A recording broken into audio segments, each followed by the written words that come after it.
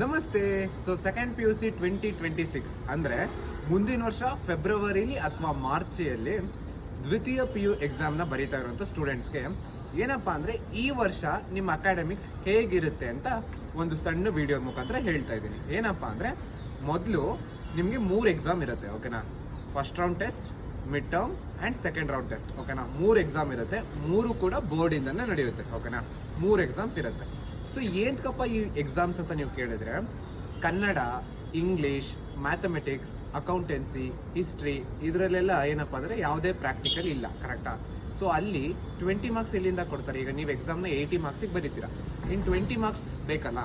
So ಈ 20 ಮಾರ್ಕ್ಸ್ನ ಏನರಿಂದ ಕೊಡ್ತಾರೆ ಅಂದರೆ, ನೀವು ಈ ಸಬ್ಜೆಕ್ಟ್ಸ್ ಟೆಸ್ಟ್ ಬರೆದಿರ್ತೀರಲ್ಲ, ಅದರೊಳಗಡೆ ಬೆಸ್ಟ್ ಆಫ್ 2, ಫಾರ್ ಎಕ್ಸಾಂಪಲ್ ಯಾವುದಾದ್ರೂ 2, mid term second round test, mid term first round test, ಅಥವಾ first round test and second round test, ಯಾವುದಾದ್ರೂ 2ನ್ನ ಕನ್ಸಿಡರ್ ಮಾಡಿಕೊಂಡು ಆವ್ರೇಜ್ನ ತೊಗೊಂಡು 10 ಮಾರ್ಕ್ಸ್ ನಿಮಗೆ ಕೊಡ್ತಾರೆ, ಓಕೆನಾ.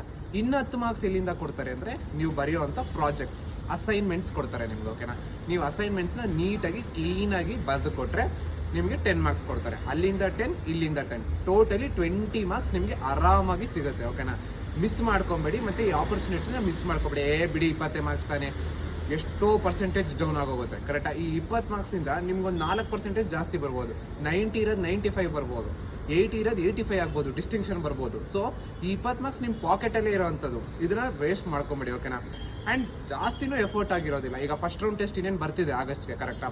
ಸೊ ಏನು ಮಾಡಿ, ಪ್ರೀವಿಯಸ್ ಇಯರ್ ಕ್ವಶನ್ ಪೇಪರ್ಸ್ನ ತಗೊಳ್ಳಿ, ಓಕೆನಾ.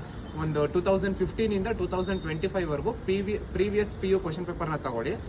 ಅದರಲ್ಲಿ ಏನೇನು ಕ್ವಶನ್ಸ್ ಬಂದಿದೆ ಅದನ್ನು ಮಾರ್ಕ್ ಮಾಡಿಕೊಂಡು ಇವಾಗೇನು ಸಿಲೆಬಸ್ ಇದೆ ಅಷ್ಟಕ್ಕೆ ಮಾತ್ರ ಪ್ರಾಕ್ಟೀಸ್ ಮಾಡ್ಕೊಳ್ಳಿ. ಫಾರ್ ಎಕ್ಸಾಂಪಲ್, ಇವಾಗ ಚಾಪ್ಟರ್ 1, 2, 3 ನಿಮಗೆ ಇವಾಗ ಟೆಸ್ಟಿಗೆ ಸಿಲೆಬಸ್ ಕೊಟ್ಟಿದ್ದಾರೆ ಅಂದರೆ, ಆ ಚಾಪ್ಟರ್ 1, 2, 3ಇಂದ ಪ್ರೀವಿಯಸ್ ಇಯರಲ್ಲಿ ಯಾವ್ಯಾವೆಲ್ಲ ಕ್ವಶನ್ ಬಂದಿದೆ ಅದನ್ನು ಒಂದು ಕಡೆ ಬರ್ಕೊಂಡು ಪ್ರಾಕ್ಟೀಸ್ ಮಾಡಿ, ಓಕೆನಾ.